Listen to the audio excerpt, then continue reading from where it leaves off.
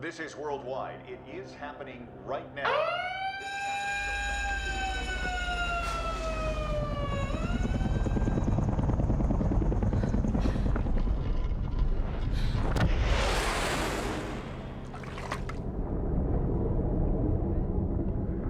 I totally approach sound as a character. For me, sound in the film is a character, is a language. So we have to really think about that character as a meaning, as a brain, as a way to say things. It's pure emotion for me. Happy surprises, experimentation, and just trying new things all the time that you wouldn't expect. I guess my philosophy for sound design changes on a daily basis.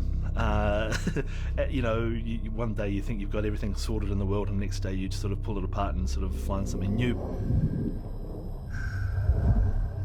Each film that you work on is somebody's vision that they've been working on for sometimes decades. The sound is on the last leg of the chain. And so there's so many people's hearts and souls that have poured into a film, and you really want to do that as much service as you can. And so you're very mindful of that every day when you're working, trying to get the spirit of a huge number of artists into the sound that you're making.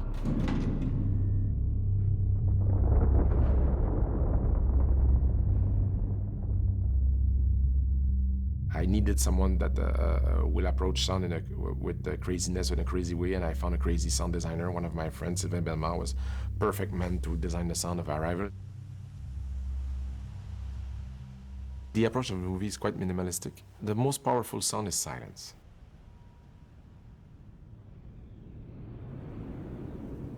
My first conversation with Denis was really into something to create a mood with the sound, and it's not only to represent the image that we see on the screen, it's to try to bring another sort of music. This is what sound design is about. It's another sort of music also, another sort of rhythm, but at the same time to be very clever to not overwhelm the image, because Denis, as many directors, do not want the sound to take us away from the scene. I'm like the slave of the image. So when you come to sound, you open the door to another level of perception, and I really love it. Alpha detail is in position. Team is in position. We're on the move. The idea of not having artificial sound for everything surrounding the heptapods was very important. We never had any kind of electronic sound, not machines and stuff or engine sound. We wanted something completely natural sound, organic sound, I will say. There is kind of a weird wind sound surrounding the shell. It's like there is tension, but these are pure wind sound that we have just processed. They really process those winds you cannot find in natural world, but their sources are natural. And when the shells move, it's made of rock and earthquakes and ice.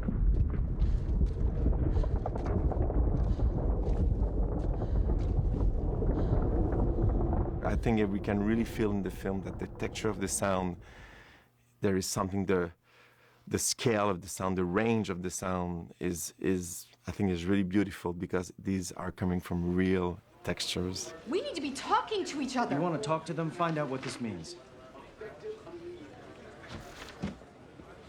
Base camp talk is now offline. Communication. There's a lot of level of communication in the film between humans and heptapods, between humans through radios, between humans through television, through Skype, through all devices that we know today. That was really something to explore. How do we explore the distance, the closeness of those devices? We really wanted to make those communications really, truly believable. Today, in sound world, we use a lot of plugins that everybody knows to create the sound that's coming from a phone, from something like that. You don't need to worry. They work fine, but we really wanted something original. And we decided to buy and rent real devices. So what we did basically with different devices and radio, we sent the voice of a character into the devices. The devices were sending the signal through waves to the other devices. then recorded from the speakers through a microphone instead of using plugins in your computer, because we had to redo every single lines on their radio communications. We did the same with all TVs, all computers, all Skype. It was a very long process, but the result is astonishing. It's so fascinating because you are doing the real stuff. Radio signals decrease. The collaboration with Denis, for me, is always to be kind of in a mood of discovery. It's like being able to fall in love every day to something. And I think Denis has this, he's fantastic for that. He's one of the top directors now in Hollywood, and he still have this freshness in his eyes. He wants you to be able to snap to something, wow, let's try this. We'd never tried that. Why not? For instance, to play with the birds. Of course, the birds was part of the script. When they arrive to the shell, they do like miners go to the mine with a little bird to make sure to see where if there's enough oxygen. And the bird is there singing. And the great idea was to bring back that bird to the nightmare scene. I mean, I've had a few dreams, but I don't. When the sound of the birds is coming closer, closer, closer, and then we see that big heptapod. The bird was there as a very sensitive moment of mixing animals and real and unreal.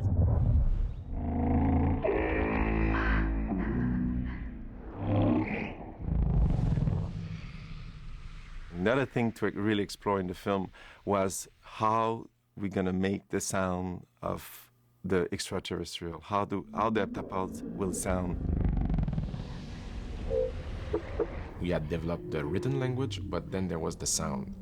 And Joe Walker, my editor, thought about Dave Whitehead, that is living in New Zealand. You know, is one of the guys that has that kind of knowledge of sound waves and how he can explore and develop strange languages. And what I loved about David is that it had a deep logic, which was based on the way the aliens are designed, their body. You see the design of the aliens and you see the physicality of the body. And so you think, okay, how is this thing going to make a noise? Okay, it's got a big resonating chamber. What if inside these aliens, two bones were together and they resonated? That was, in my mind, where the sounds were kind of coming from in the first instance, because we couldn't see a mouth. It's something quite unique. It's physical, but it's not generated by any means that is very typical of something that lives on our planet. So I had to get a bit creative.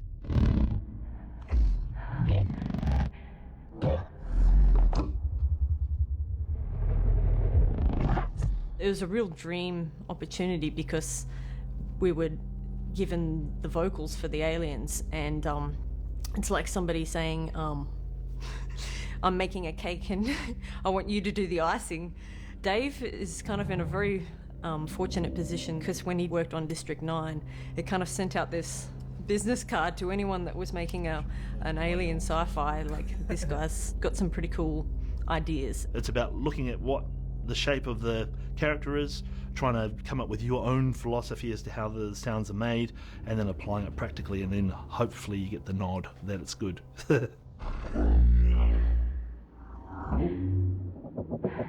We were dealing straight with editorial and with Denis.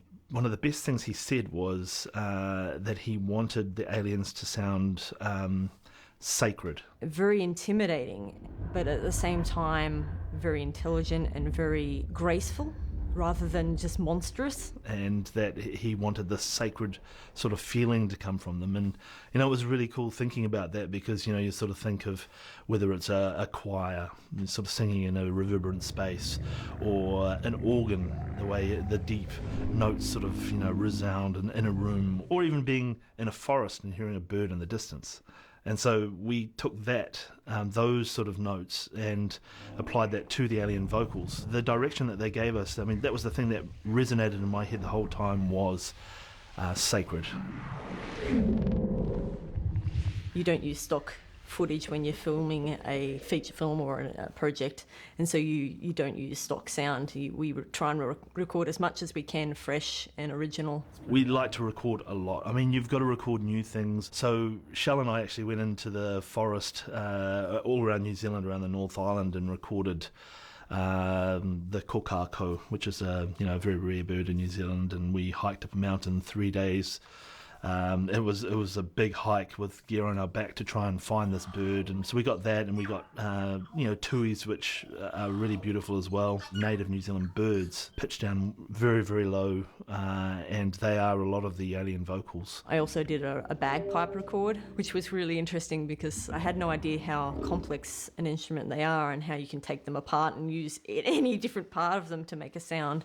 So I was just sort of getting him to squeeze the bag and blowing air through each of the different pipes and stuff, and also Maori instruments like the puterino and didgeridoos too. I played around with that, not so much making sounds with it as just breathing through it. We got rice paper that you make spring rolls out of, and we made this big lung out of it that could breathe, and that became some of the breath with liquid and water in it to try and make the alien's breath come to life. A very odd thing to do. You'd fill it up with water again and start blowing through the straw, and it would start making this new sound. It's like, oh, the holes, it's ripping apart, but now it sounds even better. It's degrading. And so we had this palette of breaths from this rice paper lung. The moment I like best is the sound that Shell made. It was a mixture of playing some of the tui with some camel recording that we had, gurgling sound that they make, and she made it into quite a raspy sort of a sound, and it's actually my favourite sound of the whole thing is the sound that she made. I think those are their names. Abbott and Costello were our two heptapods, and we tried to differentiate between the two, with one being slightly deeper and one being more high-pitched. One of them had more sort of a chuffing, sort of more of these clicky pops than the other one did as well, and one of them had more deep sort of throbbing sort of sounds. So you kind of can visually see that they are different. The sound is very slight, but there are differences between the two. There was a lot more shaping and moving and polishing and stuff like that went into this particular sound design than anything else I've done. Going back and forth over stuff with Dave and picking and choosing things at work, and it was a lot like painting. You continually smear and blend and wash and dilute it and dissolve it, and yeah, it was a lot of fun. We had some great feedback from Denny, very clear when he didn't like something, very clear when he loves something. This is the perfect alien, which was really cool. It was really nice to get that sort of feedback from him. And you can't help but love those beautiful images that they shot. And it's just an honour to put sounds to something that looks so beautiful. It really, really is. It wasn't your normal alien language film, but you kind of had to construct it as though it were a language coming out of their bodies. And so that was kind of really the trick, is to kind of give it enough signposts and enough shape to make it feel like they are communicating with us in an intelligent manner. It's an alien language, no one knows what it is, so it can be anything you want it to be, as long as the director likes it. And I'm very proud of the way the alien are talking. In fact, not talking, expressing emotions through sound.